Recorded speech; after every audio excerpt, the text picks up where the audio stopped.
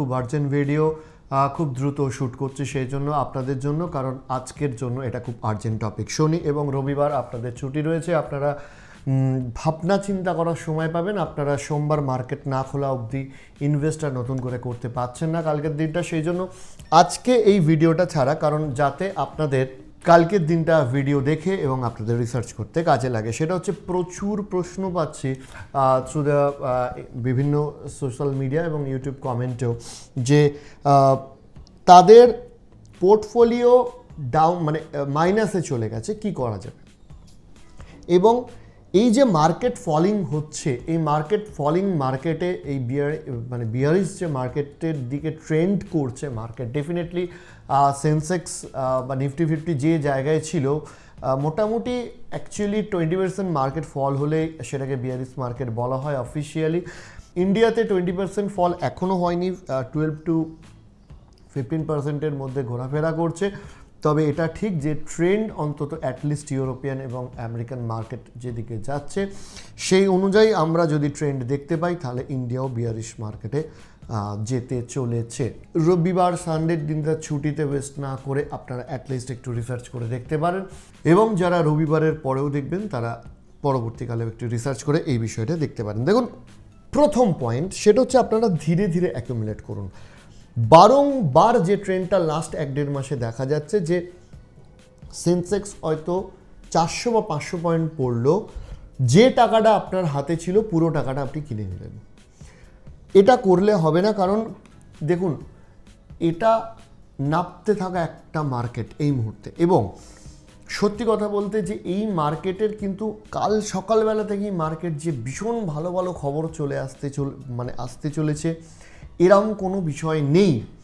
ফলত অত্যন্ত দ্রুততার সাথে যখন আপনারা কিনছেন, পরবর্তীকালে যখন মার্কেট আরও একটু নেমে আসছে তখন আপনারা সেই সুযোগটা নিতে পারছেন না। আপনারা যেটার জন্য কিনে ফেলছেন সেটাকে বলা হয় FOMO, fear of missing opportunity, অর্থাৎ এরপরে মার্কেট বাড়তে আরম্ভ করবে তখন আমি কি করব। আপনারা ভাবছেন না যে এরপর যদি মার্কেট কমেও যায় সেই সুবিধাটা আমি পাবো না।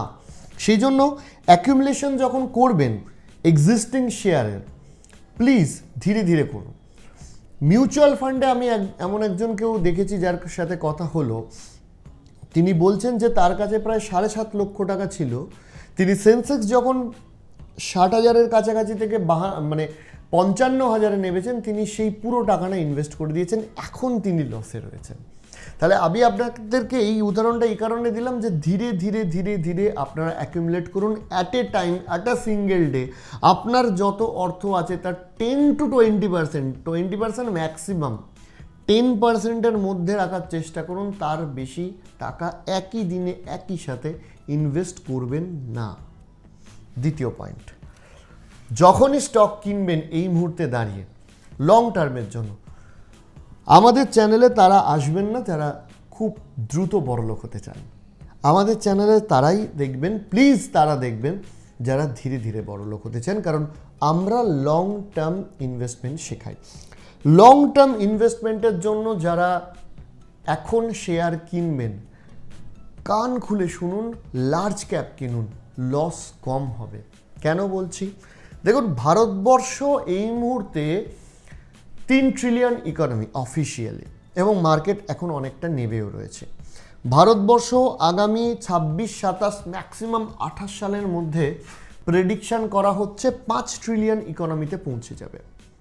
ভারতবর্ষ 1947 সাল থেকে 2022 আজকের ডেট অবধি 3 ট্রিলিয়ন, আজ থেকে 4-5 বছর বা ম্যাক্সিমাম 28 সালের মধ্যে 5 ট্রিলিয়ন, মানে ডবলের কিছুটা কম জায়গায় পৌঁছে যাবে। এবং ভারতবর্ষ 12 থেকে 15 বছর কি 10 থেকে 15 বছর, কারণ আমার এক্সপেকটেশন আছে after becoming 5 trillion economy India অনেক ফার্স্ট গ্রো করবে। যাই হোক, 32 থেকে 35 সালের মধ্যে ভারতবর্ষ, বা 32 থেকে ম্যাক্সিমাম 36-37 সালের মধ্যে ভারতবর্ষ 10 ট্রিলিয়ন ইকোনমি হবে। অর্থাৎ এই যে 3 ট্রিলিয়ন আজকে আছে, যেটা 1947 সাল থেকে আজ অবধি হয়েছে, তার প্রায় 3 গুণের বেশি হতে চলেছে আগামী 10 থেকে 12 বা 15 বছরের মধ্যে। আর এই যে 3 গুণ ইকোনমি হওয়া, এটার লিডিং পজিশনেই কারা থাকবেন জানেন? যারা আজকের ডেটের লিডার কোম্পানি। সবাই হয়তো থাকবে না, ব্লু চিপের বা টপ 100 কোম্পানির 100টাই হয়তো থাকবে না, কিন্তু চোখ বুঝে জেনে নিন 85 থেকে 90টা কোম্পানি থেকে যাবে। সেই জন্য ইনভেস্ট ইন ইন্ডিয়া যদি বলেন, invest in large cap of India. আপনারা মার্কেট লিডারদের, বিশেষ করে আমি তো বলবো টপ 2 প্লেয়ার। ইনফ্রাস্ট্রাকচার যদি হয় L&T কিনুন, আইটি যদি কিনতে হয় TCS, ইনফোসিস, উইপ্রো কিনুন, ফার্মাসিউটিক্যাল যদি কিনতে হয় C+ সান ফার্মা কিনুন, যদি আপনাদের FMCG কিনতে হয় ITC, হিন্দুস্তান ইউনিলিভার কিনুন, আদানি উইলমার কিনুন। ভারতবর্ষের ওপর যদি ইনভেস্ট করতেই হয়, নাম না জানা টিপস পাওয়া বন্ধুদের থেকে, চায়ের দোকান থেকে, নাম না জানা পেনি স্টকের বদলে লার্জ ক্যাপ যে কোম্পানিগুলোকে চেনেন সেই কোম্পানিগুলোতে ইনভেস্ট করুন। অর্থাৎ মার্কেট লিডার ছাড়া কিন্তু স্টক কিনবেন না। আসুন ভিডিওর পরবর্তী অংশে যাওয়া যাক। প্লিজ প্যানিক করবেন না। প্যানিক করে বেচে দিচ্ছেন, বেচে রিয়েল এস্টেট কিনে ফেলছেন, বাড়ি কিনে ফেলছেন। আজকে যদি বেচে দেন, যখন মার্কেট উপরে ছিল তখন রিয়েল এস্টেট কিনতে পারতেন, বাড়ি কিনতে পারতেন, ফ্ল্যাট কিনতে পারতেন, জমি কিনতে পারতেন, ঠিক আছে? যদি এক্সট্রা ইনভেস্ট থাকার জন্য তো অবশ্যই না, এক্সট্রা ইনভেস্টের জন্য সেখান থেকে যে ভাড়াটা পাচ্ছেন রেন্ট দিয়ে, সেগুলো আজকে ইনভেস্ট করলেন, ঠিক আছে।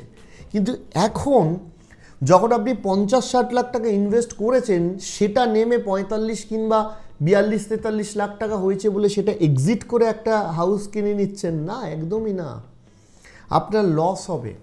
বা অন্যান্য যারা এত টাকা রাখেননি, যারা অল্প কিছু রেখেছেন, তারা সেই টাকা শেয়ারগুলো বেচে কি বলবো, ফিক্সড ডিপোজিট করে ফেলছেন, গভর্নমেন্ট স্কিমে দিয়ে দিচ্ছেন, MIS-এ দিয়ে দিচ্ছেন। না, দরকার নেই, প্যানিক করবেন না। লং টার্মে আসার জন্য আপনি শেয়ারটা কিনেছিলেন। যখন যারা লং টার্মে কিনেছিলেন তাদের বলছি, যখন কিনেছিলেন আপনি ভেবেছিলেন যে 30 সাল কিংবা 35 সালে গিয়ে উইথড্র করবো। আজকে হঠাৎ 2-3 বছর রেখে যারা 22 সালের মধ্যে উইথড্র করতে যাচ্ছেন, বা কেউ 2-3 মাস রেখে উইথড্র করে নিচ্ছে, প্লিজ করবেন না। আপনি তো রেখেইছিলেন লং টার্মে প্রফিট করার জন্য। সুতরাং এটা কিন্তু মাথায় রাখবেন। জিও পলিটিক্স আপনাদের খবর দিয়ে রাখি যে ন্যাটো খুব শীঘ্রই সুইডেন আর ফিনল্যান্ড, দুটো দেশ রয়েছে, তাদেরকে জিও পলিটিক্স অ্যাকচুয়ালি স্টক মার্কেটের সাথে খুব রিলেটেড একটা বিষয়। কারণ যারা শেয়ার বাজারে ইনভেস্ট করে, এটাও আপনাদের বলে রাখি যে এই কারণে আমি মিউচুয়াল ফান্ডকে এত প্রেফার করি, যাদের সময় নেই প্রতিদিন 1-2 ঘন্টার বেশি। কেন কি, আপনাকে স্টক মার্কেটে ইনভেস্ট করতে গেলে শুধুমাত্র স্টক মার্কেট সম্পর্কে জানলে হবে না, গোটা বিশ্বের বিভিন্ন বিষয় সম্পর্কে জানতে হবে। জিও পলিটিক্স তার মধ্যে খুব ইম্পর্টেন্ট একটা বিষয়। ন্যাটো সুইডেন এবং ফিনল্যান্ডের মেম্বারশিপ, ন্যাটোর মেম্বারশিপ সম্ভবত অ্যাকসেপ্ট করে দেবে। এই নিয়ে রাশিয়া, যেটা নিয়ে রাশিয়া বনাম ইউক্রেন যুদ্ধ, রাশিয়া কিন্তু এই দুটো দেশকে আরও একবার হুমকি দিয়েছে। অর্থাৎ জিও পলিটিক্স কিন্তু আরও খারাপের দিকেই গড়াচ্ছে অ্যাকচুয়ালি। সুতরাং জিও পলিটিক্স অর্থাৎ রাশিয়া ইউক্রেন যুদ্ধ কালকেই ঠিক হয়ে যাবে, তার ফলে স্টক মার্কেট কাল সকালবেলায় উঠে যাবে, সেরকম কোনো আশা নেই। এটা আরও একবার এই কারণে বললাম, অযথা যাতে আপনারা হুড়োতাড়া না করেন। এবং ফাইনালি প্লিজ ইমোশনাল হবেন না। ভাবলেন যে আমি অনেক ভাবনা চিন্তা করে বুদ্ধিমত্তা করে একটা শেয়ার কিনলাম এবং সেই শেয়ারটা নেমে গেল, আমি বিক্রি করে দিই, এরকম হবে না। কেউ, অনেক বড় বড় ইনভেস্টরদের কথা বলছি, কেউ মার্কেটের একদম টপ পয়েন্টে গিয়ে বিক্রি করতে পারে না, কারণ সেটা কেউ জানে না। কেউ মার্কেটের একদম লো পয়েন্টে গিয়ে পারচেস করতে পারেন না। আপনাদের হয়তো ধারণা থাকবে যে রাকেশ ঝুনঝুনওয়ালা, বিজয় কেডিয়া, ওয়ারেন বাফেট, ইনফ্যাক্ট তারা এমন কিছু সময় পারচেস করেন যখন থেকে লস হয় না, বা এমন কিছু সময় বিক্রি করেন যেখান থেকে শেয়ার আর বাড়ে না। এটা কিন্তু ভুল। তারা অ্যাকচুয়ালি যেখানে ইনভেস্ট করেছেন সেটা হচ্ছে টাইম, নলেজ এবং পেশেন্স। এটা আপনারা তাদের মানে কি বলবো, তাদের সাক্ষাৎকার বলুন, তাদের ইন্টারভিউ বলুন এবং তাদের জীবনের জার্নি বলুন, আপনারা দেখলে বুঝতে পারবেন। ইনফ্যাক্ট বিজয় কেডিয়া তো বলেওছেন যে লাস্ট ইয়ার অর্থাৎ 2020-21 সেশনে ওনার যে স্টক মার্কেট ইনভেস্টমেন্ট ছিল সেটা অলমোস্ট 0% ইন্টারেস্ট মানে গেইন করেছে, মানে যা ছিল তাই আছে। তাহলে বিজয় কেডিয়া দেশের অন্যতম সেরা ইনভেস্টর, যেখানে প্রফিট তুলতে পারছেন না, আপনারা কেন প্রফিট না হওয়ার জন্য এত টেনশন করছেন? আপনারা বারবার আপনারা যখন বলছেন যে ইনভেস্ট বেঙ্গলি দেখে আমরা শেয়ারে ইনভেস্ট করে আমাদের টাকা কমে গেছে, আমাদের স্বপ্নগুলো ভেঙে যাচ্ছে, খারাপ লাগে। বিশ্বাস করুন, স্বপ্ন ভাঙেনি, স্বপ্ন এখনও আছে। শুধু সময়টা দিতে হবে স্বপ্নটাকে দেখার জন্য, শুধু সময়টা দিতে হবে যে রাতে আপনি স্বপ্নটা দেখছেন সেই রাতটা কাটিয়ে দিনকে আসার জন্য। খুব আর্জেন্টলি শ্যুট করলাম, আমার মনে হয় যে আপনাদের এই বার্তাটা দেওয়ার দরকার ছিল।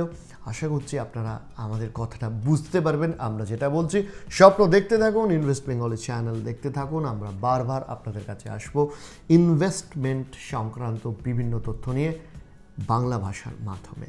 আর বাংলার কথা বললাম বলে রাখি, আমার একটা বাংলা গানেরও চ্যানেল রয়েছে, যদি আপনারা শুনতে চান।